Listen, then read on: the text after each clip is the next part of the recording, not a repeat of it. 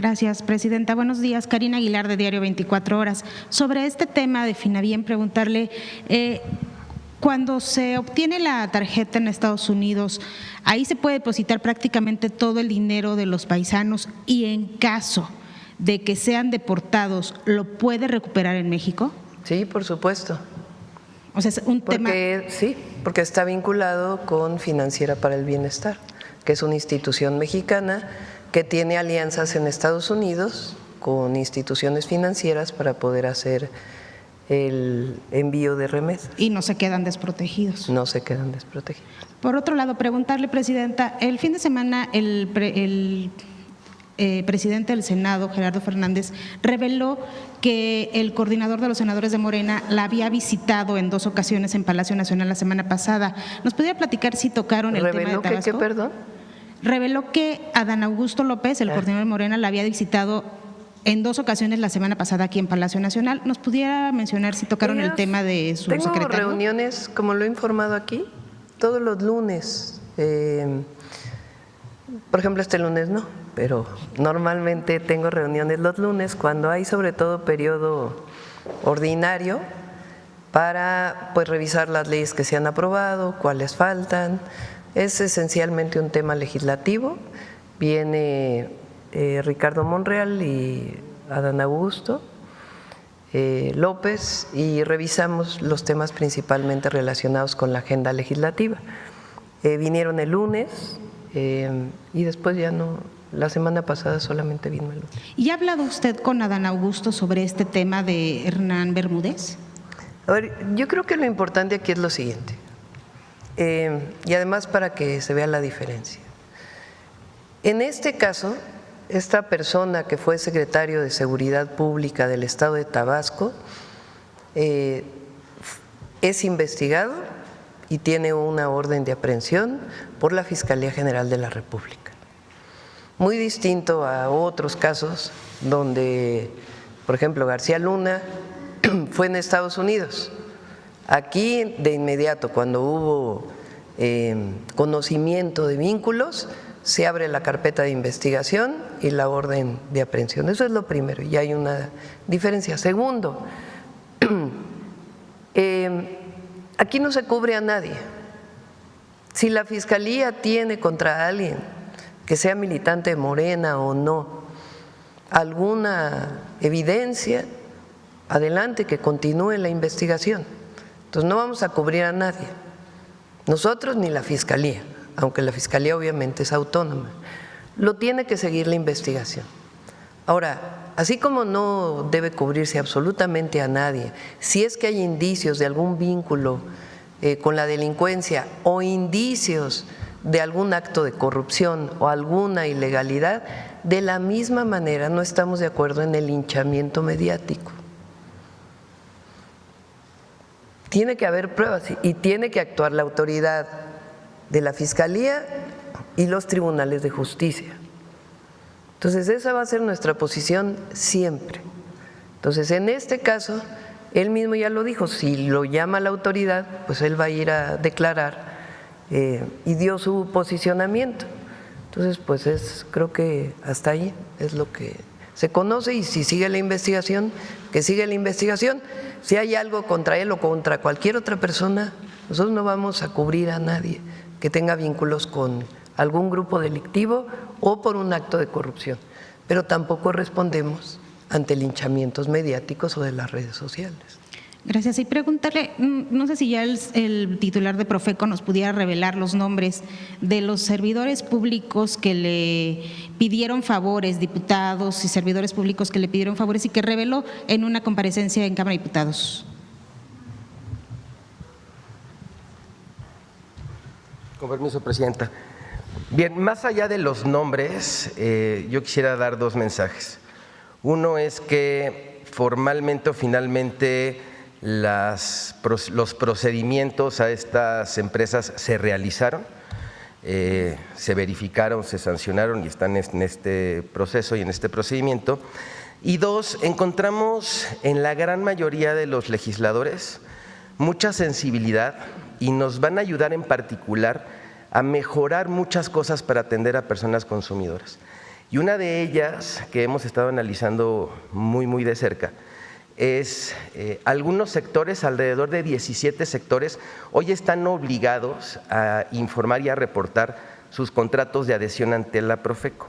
Entonces, en esta reflexión y en esta mesa de trabajo se determinó que tendrían que ser mucho más sectores para poder proteger mucho más a las personas consumidoras. Entonces, estamos trabajando en ello.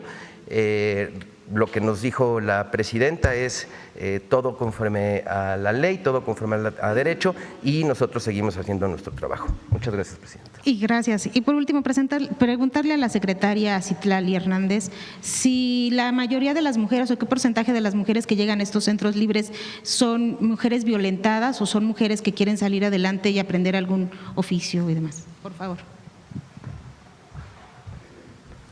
Son mujeres con diversas situaciones, mujeres que buscan atención o orientación para alguna violencia, mujeres que están saliendo de una violencia o solamente mujeres que están buscando un espacio para su desarrollo personal y su autonomía, y buscamos que sea un espacio de encuentro de todas las mujeres en sus comunidades. ¿Pero tendrá los porcentajes? Tenemos atendidas cerca de 30,000 mujeres en todos los centros libres, pero son diversas sus situaciones y la verdad es que cada vez están asistiendo más mujeres para encontrar diversas actividades, no solamente que tienen que ver con violencias. Gracias, presidenta. En cuanto vayan avanzando, les damos los porcentajes, cuántas mujeres de acuerdo a qué necesidad van. Adelante.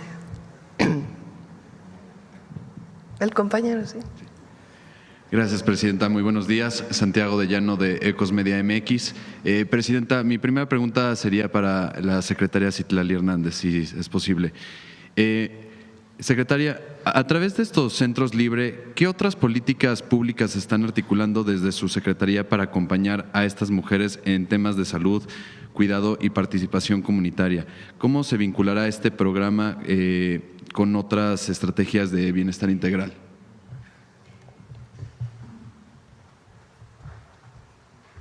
Sí, como lo decía hace un momento, ya están en operación estos centros libres y estamos dialogando con distintas secretarías del Gobierno de México justamente para que este espacio otorgue una serie de servicios que garanticen los derechos de las mujeres, por ejemplo, con el sector salud, que cada cierto tiempo pueda haber algunos módulos de salud para las mujeres. Este es, digamos, el inicio de la operación con estos servicios, atención y prevención de las violencias y actividades para el desarrollo personal, pero la idea es que sea un espacio donde las mujeres encuentren los diversos servicios y acciones de bienestar del Gobierno de México. Gracias, secretaria. Presidenta, ¿qué opina de las declaraciones del Departamento de Estado de Estados Unidos en relación a no opinar sobre las elecciones democráticas que se lleven a cabo en otros países? Esto porque ya ha habido reuniones del embajador de Estados Unidos en México con personajes de la oposición que están formando nuevos partidos.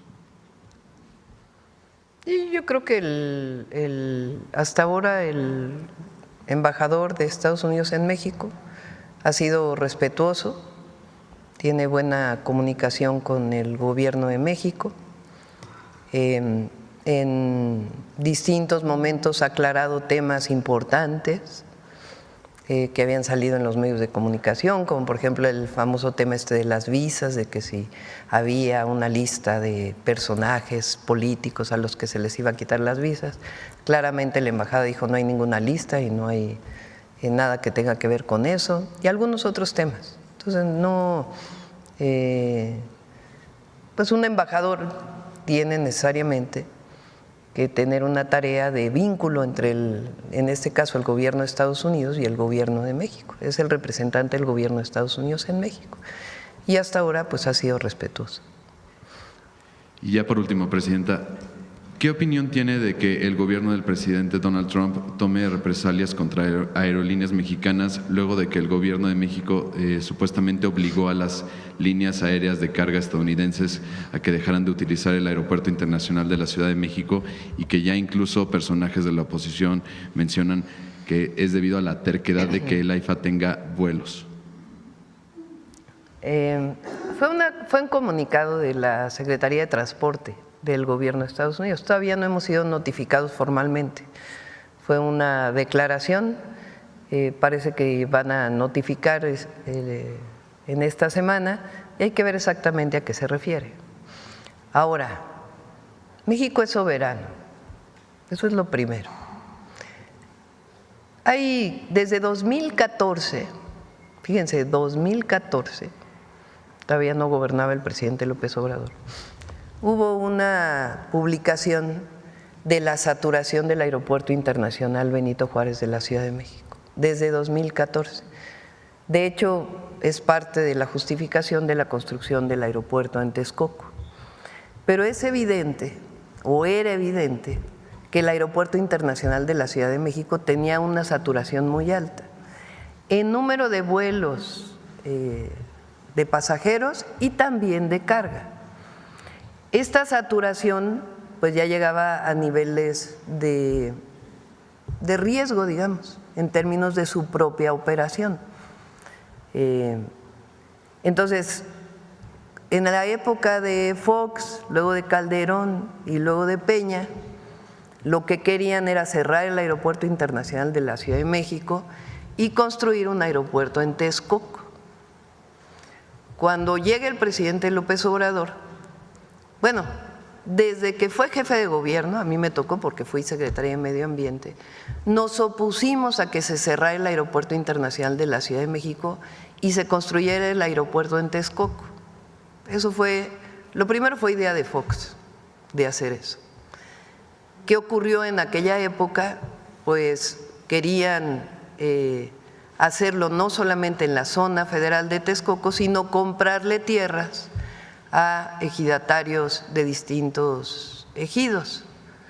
En el caso de Atenco se manifestaron en contra una buena parte de los ejidatarios y posteriormente cuando llega Peña al gobierno del Estado de México viene una represión muy cruenta, en realidad porque querían que se hiciera el aeropuerto en Texcoco, incluso en terrenos ejidales. Llegó a ofrecerse el metro cuadrado en 7 pesos en aquella época. El entonces jefe de gobierno, Andrés Manuel López Obrador, y quienes participábamos en su gabinete, era yo secretaria de Medio Ambiente, dimos los argumentos de por qué un aeropuerto en Texcoco no era una buena idea. Científicos, argumentos científicos, que tienen que ver con el tipo de suelo, un suelo arcilloso, con hundimientos por la sobreexplotación del acuífero en esa zona y un suelo arcilloso que tiene muchísimos problemas para poder construir ahí las pistas. Un suelo arcilloso es barro. El barro cuando se seca pues es como polvo y cuando se humedece pues es como una plastilina y entonces aumenta su volumen y disminuye cuando se seca. Ese tipo de suelo pues tiene características especiales y no es precisamente el mejor suelo para hacer una pista. Pero además dimos argumentos de que en esa zona pues era la zona principal de descarga de aguas de la Ciudad de México, un reservorio muy importante principalmente para la contención de avenidas de agua y no inundaciones en la Ciudad de México y el Estado de México. Segundo, un reservorio muy importante de hábitat y de ecosistemas. Y tercero, pues les muestro una foto de cómo está ahorita el parque de Texcoco, nada más para que vean lo que hubiera tenido que ocurrir. O sea, ahí es donde se quería construir el aeropuerto. Hoy pues es un lago, como siempre se dijo. Sería un problema construir ahí un aeropuerto. Entonces, la primera opción era utilizar además de los terrenos federales de ejidatarios y hubo un conflicto social muy fuerte que derivó en una cruenta represión. Después, cuando llega Peña, dijo, bueno, no hay que hacerlo en el ejido porque esto es complicado, vamos a hacerlo solo en la zona federal, en esta zona federal, que hoy está inundada. Un aeropuerto además carísimo, con el adicional de que se iba a cerrar el Aeropuerto Internacional de la Ciudad de México para que funcionara el de Texcoco. ¿Qué iba a ocurrir en las 700 hectáreas del Aeropuerto Internacional de la Ciudad de México? Un desarrollo inmobiliario, ese era el verdadero negocio. Además del aeropuerto, el verdadero negocio eran 700 hectáreas de desarrollo inmobiliario, un nuevo Santa Fe. Ese era el objetivo, así estaba planeado, ya tenían prácticamente visto a quién le iban a vender los predios del actual Aeropuerto Internacional de la Ciudad de México, con las implicaciones que tenía para la ciudad en términos de pérdida de empleos y otras problemáticas. Bueno, cuando gana el presidente López Obrador, hace una votación en todo el país, preguntando a la gente si se seguía con el proyecto del aeropuerto en Texcoco o la otra opción era construir un nuevo aeropuerto en Santa Lucía, en donde había una base aérea militar, y poder mantener los dos aeropuertos, el de la Ciudad de México y el de Santa Lucía. Cuando se hace el cálculo de cuánto cuesta, pues resulta que es mucho más económico hacer el aeropuerto en Santa Lucía.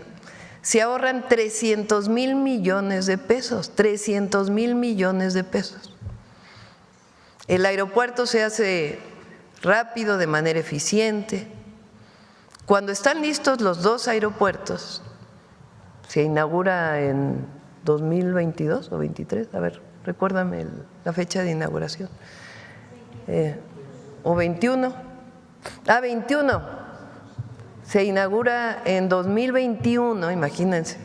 Porque además el aeropuerto de Texcoco, que está hoy, fíjense cómo está,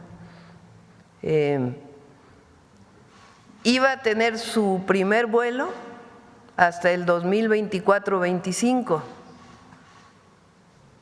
Cambio, en el caso de Santa Lucía, en el 2021 se inaugura y se ahorran 300,000 millones de pesos que se dedican a otras obras estratégicas.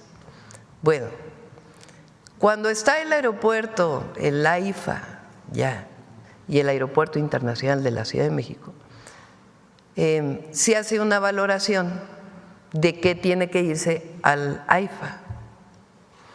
Y en esa valoración se decide, entre otras cosas, que es muy importante que la carga dedicada se vaya al AIFA. ¿Qué quiere decir la carga dedicada? En los aviones pues llega pasajeros y mercancías. A veces en los aviones de pasajeros también vienen mercancías. Y hay aviones dedicados exclusivamente a la carga. Entonces se toma la decisión a partir de un estudio, de una revisión técnica, de que la carga se vaya al AIFA y además que se reduzca el número de vuelos en el Aeropuerto Internacional de la Ciudad de México. Pues ese era el objetivo de construir un nuevo aeropuerto, que disminuya la saturación del de la ciudad para que se fuera al de Santa Lucía, hoy Aeropuerto Internacional Felipe Ángeles. Entonces se toman decisiones con base en estudios técnicos, decisiones soberanas, y se avisa a las empresas de carga. Por ejemplo, DHL es la primera que se va, el primer vuelo de carga que llega al Aeropuerto Internacional Felipe Ángeles, y después otras empresas. Allá tiene que instalarse pues todas las aduanas, los recintos fiscales, porque todo eso es necesario, es parte de la normatividad para la llegada de carga que viene de otros países. Bueno, algunas empresas de Estados Unidos se quejan en aquel momento de que es poco tiempo el que les avisaron para trasladarse. Algunas, la mayoría dice mucho mejor no haber tanto tráfico para sacar la carga, podemos desde el AIFA dirigirnos a otras zonas que no son directamente la Ciudad de México. Entonces hay algunas empresas que dicen fue muy poco tiempo de aviso. Sin embargo, pues ya pasó más de un año, año y medio, y las empresas se han ido adecuando pues a esta nueva circunstancia que es benéfica para todos, el que la carga se haya ido, la carga dedicada al Aeropuerto Internacional Felipe Ángeles. Para cualquier duda, cualquier aclaración con las empresas, pues hay mesas de trabajo con tanto la Secretaría de Infraestructura, Comunicaciones y Transportes como con Defensa, que es quien opera el aeropuerto Felipe Ángeles, como con la Marina, que es quien opera el Aeropuerto Internacional de la Ciudad de México. Y se resuelven las cosas. Entonces no hay razón para tener alguna sanción que tenga que ver con este asunto. ¿Qué es lo que se privilegió? La seguridad. Y ya escuchamos la semana pasada que el aeropuerto va muy bien. Este diciembre recibe nuevos vuelos internacionales, está funcionando muy bien y la carga también está funcionando muy bien. Se están fortaleciendo los recintos fiscales, las aduanas, para que todavía sea mucho más eficiente la salida de carga. Y se va a estar en comunicación, no hay razón alguna para que tenga que haber una sanción. Y la decisión de hacer el aeropuerto en Santa Lucía, pues fue una muy buena decisión. Si no, imagínense qué hubiera pasado si se hubiera seguido con el aeropuerto en Texcoco. Presidenta, ahorita que mencionó a la Sedena, este fin de semana se llevó a cabo… 21 de marzo del 22. ¿El 22 seguro? No sé por qué yo recordaba que era el 21, del 22, está bien.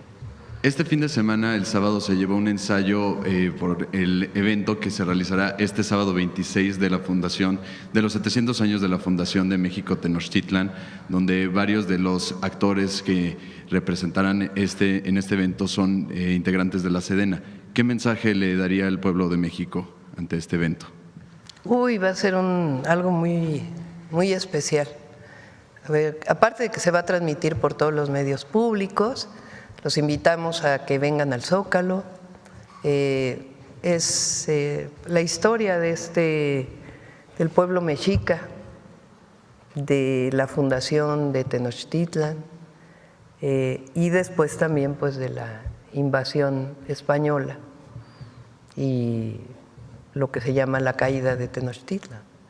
Pero al mismo tiempo es una reflexión de lo que significa los pueblos originarios, nuestra base fundamental cultural de nuestro país y en particular para la Ciudad de México lo que significa pues la historia de la ciudad y al final México, el nombre de nuestra patria, pues viene de ahí. Entonces es nuestra herencia cultural. Entonces es muy importante el reconocimiento de la Fundación de Tenochtitlan. Se hizo un evento en el 21, formalmente en los escritos está 2025, pero en el 2021 José Alfonso sabe más. A ver, ¿por qué no platicas del 2021 y 2025?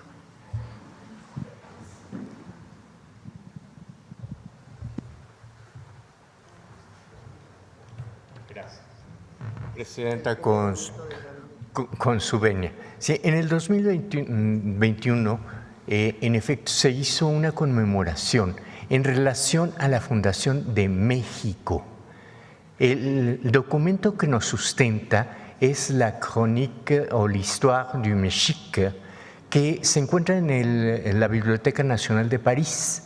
Esta es una traducción del francés de un escrito de Fray Andrés de Olmos, que fue uno de los primeros eruditos en entender la cultura, y es interesantísimo ver que pone que la Ciudad de México o México se funda en 1321 en números romanos para enfatizar la importancia de ese número, y a partir de esa fecha hace la cuenta hacia atrás para ubicar la salida de Aztlán a la llegada aquí y concilia el calendario con el encuentro de Cortés y Moctezuma en 1519 y posteriormente la caída.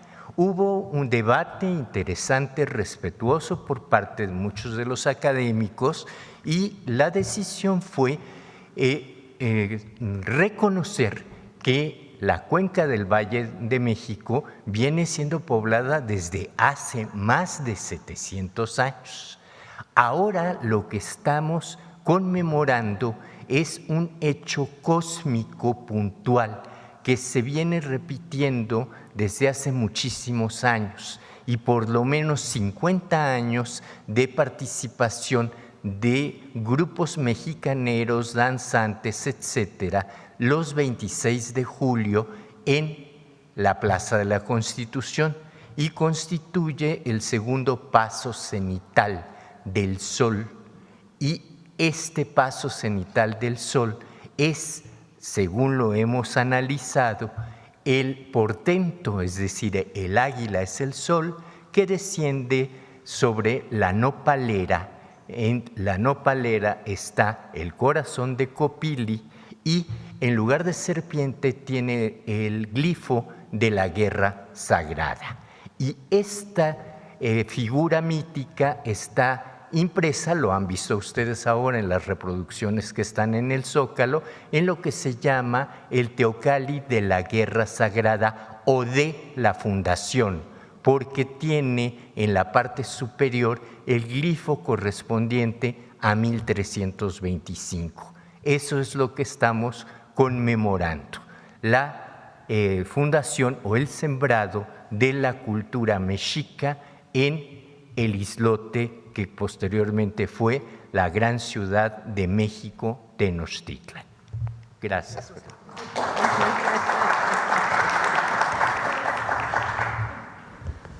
Adelante. Gracias. Buenos días, Presidenta. Julia Bonilla, del periódico La Razón. Nada más para complementar el tema de los aviones. Entonces, ¿estarían descartando totalmente hacer una reasignación en el aeropuerto en el Benito Juárez? No. No la descartan. No. O sea, la definición de la cantidad de vuelos que hay en el Aeropuerto Internacional de la Ciudad de México y en el AIFA se define técnicamente. No es una decisión subjetiva, es una decisión técnica a partir de la seguridad y del buen funcionamiento de ambos aeropuertos. Junto con Toluca, pues son los 3 aeropuertos más importantes de la zona centro, de la zona metropolitana del Valle de México. Entonces, las decisiones son técnicas. Todavía no se recibe por parte del Departamento de Transporte de Estados Unidos la notificación para ver a qué se refieren.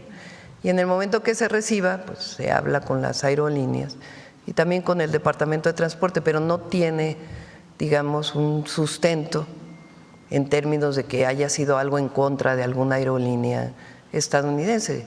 La decisión fue por seguridad y por la buena operación de los aeropuertos. Y cualquier cambio tiene que ser una decisión técnica, no puede ser una decisión así nada más. Pero además está funcionando bien y se van a hacer todavía más adecuaciones a las aduanas y los recintos fiscales en el caso del AIFA. Están funcionando bien, incluso mucho mejor que cuando funcionaban en la Ciudad de México. ¿Tendrá indicadores sobre el tema de la saturación que se habría descongestionado? Sí, con gusto le pedimos al secretario de Transporte, al secretario de CICT, a Jesús Esteva, que pueda venir para dar todos los… Sacaron un comunicado el sábado o el domingo, dando toda la explicación, con fechas, etcétera. Pues sí, con gusto pueden venir a explicar, porque además recuerden que este año estamos haciendo una modernización del de la Ciudad de México. Se hizo una obra muy importante, me tocó como jefa de gobierno, porque la Terminal 2 del aeropuerto no estuvo muy bien construida, que digamos, porque es una zona de hundimientos del suelo por la sobreexplotación del acuífero. Entonces tuvo que hacer una intervención, no se notó porque siguió funcionando, pero fue una intervención muy importante. Me tocó a ver si por ahí encuentras alguna foto que subí a mis redes sociales cuando, a lo mejor Jesús Esteva la tiene, cuando estábamos construyendo o reforzando la Terminal 2, tenía oquedades de 1,5 metros y ya tenía problemas en las traves, en el suelo, de problemas pues estructurales. Entonces lo que se hizo fue rellenar con un cemento especial para que no hubiera problemas. Fue una obra como de un año, año y medio, y con ello ya es segura completamente la Terminal 2. Y ahora se están haciendo principalmente algunas adecuaciones en trabajos en la red sanitaria y también en las fachadas para recibir el Mundial del próximo año. Okay. Van a ser los 2 aeropuertos, son oficiales para el Mundial para la Ciudad de México. Ok, Presidenta. Bueno, pasando a otro tema, ayer sesionó el Consejo Nacional de Morena en donde se aprobaron diversas modificaciones, justamente con miras ya a las elecciones de 2027 también. Preguntarle su comentario respecto justamente a la creación de este comité que va a revisar pues le toca las nuevas a Morena, incorporaciones. ya a mí ya no me corresponde. Es un asunto del partido. ¿Fue consultada al respecto sobre los temas que se propusieron? ¿O fue sugerencia de usted? No, es un asunto de Morena, es un asunto de Morena. Okay. Bueno, y en otro tema ayer también Pero me parece bien, pues me parece bien que Morena esté pues mejorando cada vez. Entonces, pero son decisiones que toman el Comité Ejecutivo, el Consejo Nacional de Morena. ¿Usted ve necesario? Ayer uno de los mensajes que recalcaron tanto Durazo como alcalde fue este llamado a que no haya chantajes con ruptura del movimiento, porque también ven pues que hay figuras que persisten o que insisten en querer saltarse estos lineamientos que se hicieron con base en la sugerencia que usted presentó para el nepotismo y la no se adelanten a las campañas. Ya es cuestión de Morena. El movimiento está muy fuerte, va más allá de Morena, porque no es solo un partido político que representa lo que está viviendo hoy nuestro país, la gran transformación que estamos viviendo. Y tiene mucha fuerza el movimiento de transformación, mucha fuerza, y la fuerza está en el pueblo. Entonces, como partido político, Morena no se puede alejar del pueblo y de los sentimientos del pueblo de México. Eso es lo más importante, pero va mucho más allá incluso que el partido, y las decisiones de Morena, pues las toman ya su comité ejecutivo y su consejo. En otro tema, regresando al tema internacional, antes de que se me olvide, preguntarle sobre el tema de jitomate. Cuando se lanzó la advertencia de Estados Unidos sobre imponer este arancel, tanto usted como el secretario de Agricultura advirtieron que también México tenía procesos por dumping contra Estados Unidos. Sí, también los estamos revisando, los procesos. Y esta semana, espero que esta semana presentemos junto con las asociaciones las distintas opciones, tanto para jitomate como para el tema del ganado. Recuerden que el Plan México, como esencia, lo que plantea es fortalecer el mercado interno. Nosotros tenemos una economía, y va a seguir así, por la integración que tenemos con Estados Unidos. Una parte muy importante está dedicada a la exportación a los Estados Unidos, y va a seguir así porque la integración es mucha, en muchísimas áreas y en muchísimos sectores. Pero también importamos mucho. Entonces, el Plan México tiene que ver con disminuir las importaciones y fortalecer lo que se produce en México, pero también tener distintas opciones en términos de la exportación. Por ejemplo, en México se exportan animales, novillos, ganado, y se importa carne. Entonces, pues es muy importante fortalecer en todo caso la producción también de carne en nuestro país para el mercado interno. Y como ello, igual el jitomate, pues el jitomate es de exportación y no podríamos, digamos, consumir todo el jitomate que se exporta. Además, Estados Unidos, como lo dijimos, va a seguir importando jitomate mexicano porque no tiene capacidad de producción para poder producir el jitomate que se consume. Y además la calidad del jitomate, que durante años además pues se ha ido mejorando para las necesidades de exportación. Entonces no van a poder sustituir el jitomate mexicano, pero hay que dar otras opciones, sobre todo para los pequeños productores, de que puedan procesar el jitomate en México y también tener mercado interno. Todo ello es parte del plan. Entonces, pero todo está a revisión, todo. El objetivo nuestro, obviamente nosotros no queremos entrar en ninguna confrontación con el gobierno de Estados Unidos. No le conviene a nadie, tenemos que ser responsables en eso. También queremos que ellos respeten a México. Pero mi tarea fundamental como presidente es proteger al pueblo de México y a nuestra nación, y se buscan las mejores decisiones para avanzar. Por cierto, salió que esto está muy bueno para los adversarios, la cifra del INEGI que salió, para los que dicen que vamos muy mal y que el crecimiento estimado de junio del 2024 a junio del 2025 es de 1.3%. Recuerdan que decían que este primer semestre iba, y en el mes es de 0.2%. Por supuesto que nuestro interés no solamente es el crecimiento, sino el desarrollo integral del país. Pero son buenos números, son buenos datos. Pero sobre estas sanciones, porque advertían que pues sí había un perjuicio contra el mercado en cuanto al pollo y las piernas de cerdo. Entonces, ¿sí se están analizando estas sanciones? Sí, todo se está analizando, sí. ¿Y han entablado algún tipo de diálogo para obtener alguna aclaración o diálogo con Estados Unidos respecto a estas? Siempre hay diálogo. ¿Han obtenido alguna respuesta que se les haya dado? Siempre hay diálogo y todo lo analizamos, todas las decisiones. ¿Y cómo tomamos las decisiones?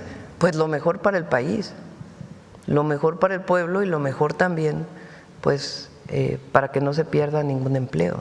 Entonces, pero todas las decisiones las analizamos todo el tiempo. Hoy tengo reunión con Economía otra vez, con un equipo grande que analizamos siempre, pues, el tema de los aranceles, la relación con Estados Unidos, las reuniones que se tuvieron la semana pasada. Entonces, todas las decisiones las analizamos, sus pros, sus contras, y buscamos siempre lo mejor para el país. Ok, bueno, en otro tema, ayer se realizó una nueva marcha contra la gentrificación aquí en la Ciudad de México. Usted ya había adelantado que se estaba buscando un acercamiento por parte de la SEDATU con el gobierno capitalino, saber qué avances hay al respecto y si hay algún planteamiento para atender esta situación. Ya lo informó la jefa de gobierno, estuvo ahí en la presentación la SEDATU, porque se estuvo trabajando con ellos, nos pidieron apoyo y ahí estuvimos. Para las propuestas que hicieron para atender sobre todo la necesidad de vivienda y de los altos precios de la renta en la Ciudad de México. Ahí estuvo SEDATU. Por cierto, aprovecho para sobre el tema de la marcha de ayer. Hubo algunos actos con los que no estamos de acuerdo y no vamos a estar de acuerdo nunca. Un grupo muy pequeño de una de las manifestaciones entró a Ciudad Universitaria, rompió los vidrios de una librería y quemaron libros. Los únicos que han quemado libros en la historia son los fascistas. Entonces, por supuesto que puede haber una demanda legítima, pero quemar libros en una institución educativa, eso debe ser condenable totalmente. Los actos de violencia. Y segundo, ¿cómo que quemar libros? Eso no podemos solaparlo nadie en nuestro país. Lo único que muestra pues es una actitud, prácticas que solo pueden catalogarse como movimientos fascistas. ¿Y qué mensaje le da a los intolerantes?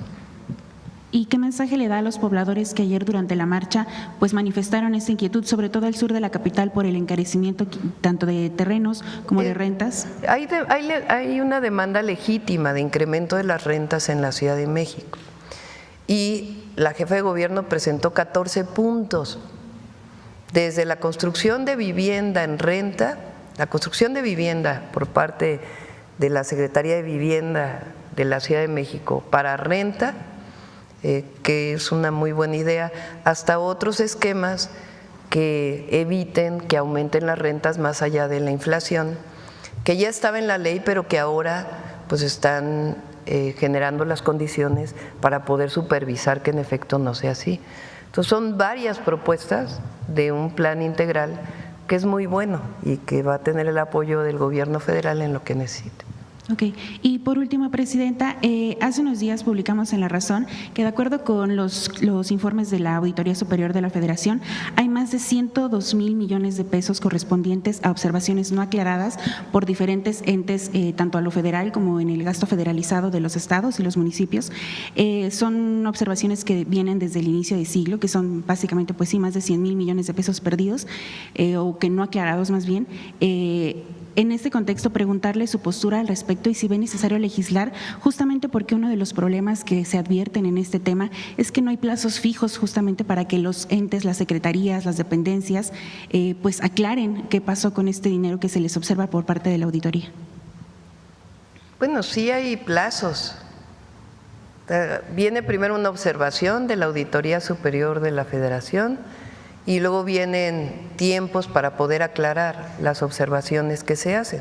Si al final la auditoría considera que no fueron saldadas las observaciones, pues presenta tanto sanciones administrativas como incluso penales, denuncias en la Fiscalía. Entonces, no sé a qué se refieran en particular en los tiempos, pero he sido servidora pública en varios periodos de mi vida y cuando hay observaciones de la auditoría, uno tiene la obligación de responder en cierto tiempo, después viene un proceso para poder ver si realmente las observaciones fueron saldadas o no, y después de cierto periodo pues vienen las sanciones. Y también el funcionario público tiene derecho también a defenderse en ese proceso, pero hay tiempos, no sé si exactamente a qué se refieran con fortalecer esos tiempos o no. Y normalmente, como lo he explicado aquí, vienen observaciones y viene un periodo pues para solventarlas, porque muchas veces son observaciones normativas, que a lo mejor no se cumplió una norma, no se cumplió otra norma y no necesariamente tienen que ver con daño patrimonial.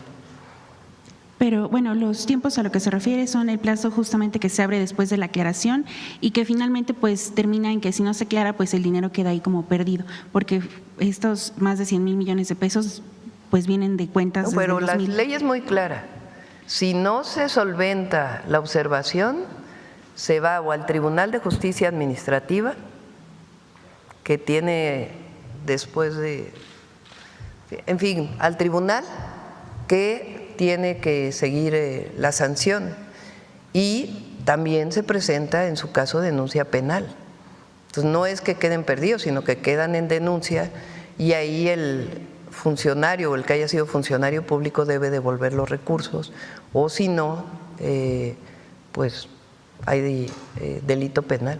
¿Sugeriría algún mecanismo, alguna modificación para robustecer el tema de las auditorías, sobre todo el de aclaración, porque finalmente pues se sigue perdiendo dinero? Pues que lo revise Raquel Buenrostro, que ella nos informe. Gracias, Presidenta. Sí. A ver, por acá, a ver acá. Es que... Buenas tardes, presidente. Buenos días, perdón. Buenos días. Julio Omar Gómez, Medios del Pacífico. Presidenta, es algo importante las mujeres hoy en la actualidad y en el Diario Oficial de la Federación pues ya salió el decreto sobre el himno, el reconocimiento de las mujeres del himno nacional y quisiera preguntarle a la secretaria Citlali si nos puede dar mayor mensaje a lo que se refiere este cambio. Había, lo puede comentar Citla, pero había efemérides que solo eran para hombres. Ajá. Por ejemplo, ayer fue de artículo 18. Sí, de Francisco Villa. Y está reconocido como efeméride oficial. ¿Qué quiere decir efeméride oficial? Pues es un calendario en donde se dice el 21 de marzo hay que conmemorar el nacimiento de Benito Juárez. Y se conmemora en las escuelas, en los gobiernos, y hay efemérides. Pero resulta que las efemérides estaban exclusivamente, o bueno, había muy pocas efemérides para heroínas. Entonces ahora son 25, ¿no? 24 efemérides de mujeres. Le pedimos a Noemí ahora, si quieren, el jueves de Mujeres en la Historia, que nos hable de las efemérides que son ahora reconocidas, nacimientos, fallecimientos, en fin, otras fechas que tienen que ver con las heroínas de la patria, no solo con los héroes de la patria. Muchas gracias, Presidenta. Presidente, en otro tema, una pieza clave en el proceso de impartición de justicia, sin duda, son las fiscalías. Sin embargo, al igual que el Poder Judicial, estas instituciones no siempre desempeñan de manera imparcial e incluso en algunos casos sirven como obstáculo para hacer cumplir la ley. Y se lo comento porque recientemente en Ciudad del Carmen, Campeche, se dio un suceso bastante lamentable que causó la indignación entre la sociedad carmelita, y se trata de un atropellamiento simplemente del joven Wilber Cámara López por una persona influyente de nombre Dinora Ongay Hurtado, que tuvo como resultado de la muerte de esta persona. Impactante fue el 11 de julio. Le digo que causó indignación porque la autoridad, en este caso la Fiscalía, no solo no hizo su trabajo, sino que facilitó la huida de la persona responsable. Al lugar de los hechos pues llegó Roberto Ongay Morales, reconocido empresario de la zona y tío de la responsable, quien hizo uso de los contactos para que su sobrina no fuera llevada ante el Ministerio Público. Presidenta, así como en este caso hay muchos donde los influyentes, como esta familia Ongay en Campeche, son intocables. En contraste, gente humilde que no cuenta con los suficientes medios de defensa son inculpados muchas veces de manera injusta.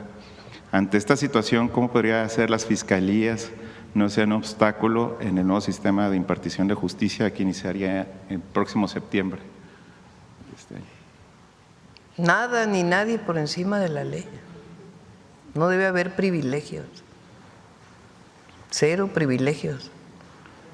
No puede haber relación con un familiar o algún tipo de influencia para evitar que se cumpla con la ley. Entonces, pues que se revise este caso en particular en Campeche, y pues esa es la nueva tarea del Poder Judicial. Y en el caso de las fiscalías, pues también tiene que haber vendrá pues el proceso de revisión de las fiscalías.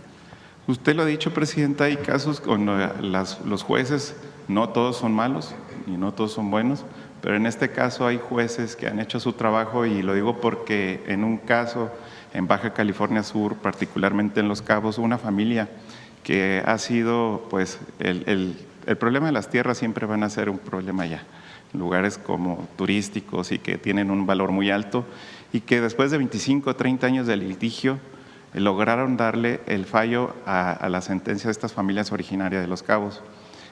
Ya se inició desde hace mucho tiempo, pues ya se dio la sentencia, pero también a que se inició también un proceso de solicitud de revisión aquí porque Sedato no ha querido dar, no ha acatado la sentencia por parte del juez de hacer, pues entregar lo que es la escritura, o vaya el título. Lo revisamos, y sí, ya lo determinó el juez, tiene que… Sí, ya lo determinó, y el punto es que Sedato no ha obedecido. Lo revisamos, nos das los datos. Sí, con mucho gusto se los vuelvo a compartir.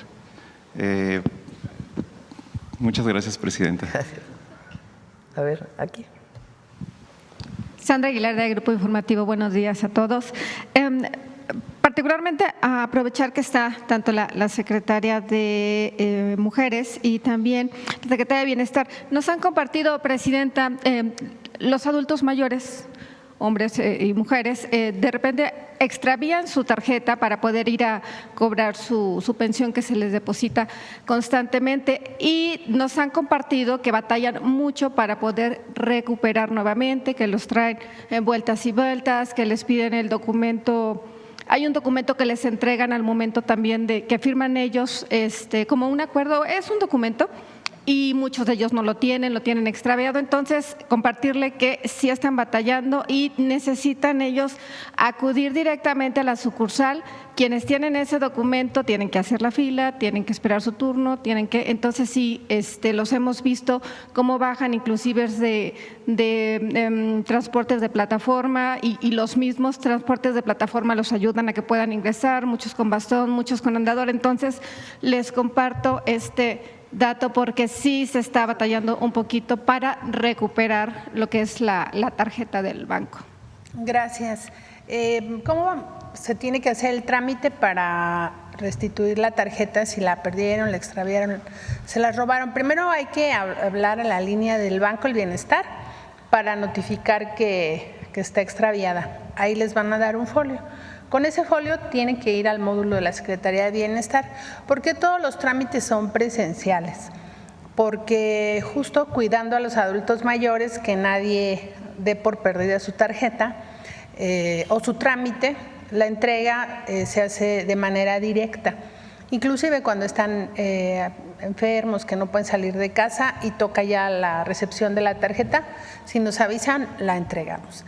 Y se tiene que hacer el trámite de reposición del plástico con nosotros y nosotros con el banco.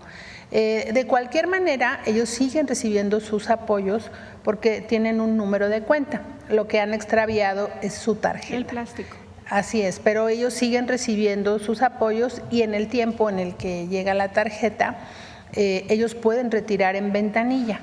Sí tienen que cuidar sus documentos que se les entregan cuando reciben su tarjeta. Esto es muy importante, porque en ese recibo viene su número de tarjeta, su número de beneficiario, sus datos, para que su trámite sea más ágil. Pero de cualquier manera, quien lo haya extraviado, con su identificación oficial con fotografía, hace el trámite. Y bueno, vamos a tratar de hacerlo más ágil, ya lo estamos entregando en 15 días. Los adultos mayores tienen la situación, cuando tienen ese tipo de trámites que tienen un tiempo más allá de los 15 días, tienen alguna situación con su CURP. Por eso es muy importante esto que les decía, que impriman lo impriman recientemente y con eso nos vamos a ahorrar muchas situaciones, porque el Registro Nacional de Población ha ido actualizando, nada más para poner en contexto. En el régimen pasado, cuando llegamos al gobierno, había 200 millones de CURPs y éramos 126 millones de mexicanos. Entonces, hasta en eso había un desorden.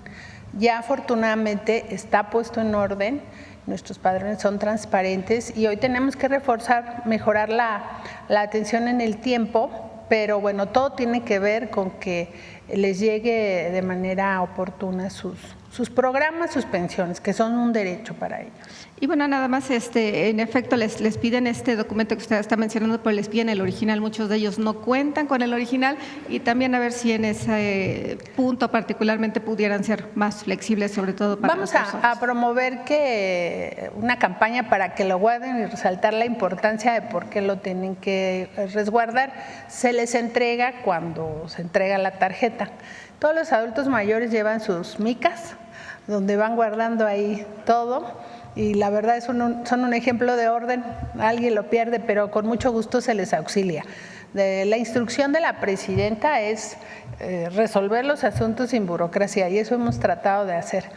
Nosotros no hacemos trámites digitales porque tenemos desarrollada la tecnología, pero los adultos mayores sería una brecha para ellos del acceso. Entonces, además los puntos de registro se vuelven puntos de encuentro para ellos. Los adultos mayores son una potencia de la población, de la comunidad, entonces hay que, en medida de lo que más puedan ellos estar activos en la sociedad, es bueno para ellos y para nosotros. Le agradezco, secretaria. Y bueno, aprovechar que está la secretaria, insisto, de las mujeres, preguntarle cuáles son las solicitudes o los servicios que más han solicitado las mujeres que se han acercado a estos centros libres, compartir también si el tema particularmente era la falta de la denuncia ante algún tema de violencia. En ese sentido, saber si se ha avanzado pues en estos meses y con estos centros que ya se han aperturado a la fecha.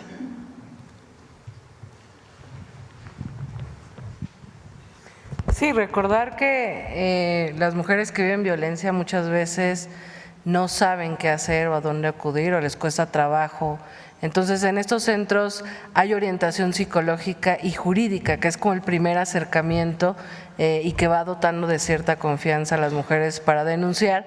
También hay centros de justicia donde las mujeres suelen acudir ya a un acompañamiento más de denuncia, y yo estoy convencida que por la confianza que la presidenta le ha dado a las mujeres en términos de que no están solas, de que las reformas que se han aprobado obligan a todas las autoridades a transformar pues su actuación respecto a la atención a las violencias, las mujeres estarán denunciando más.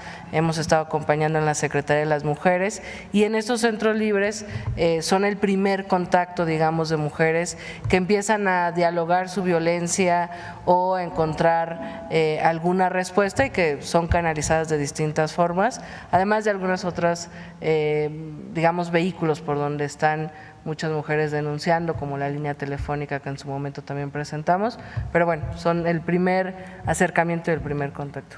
Gracias, secretaria. Presidenta, en el estado de Hidalgo, aquí se ha denunciado en varias ocasiones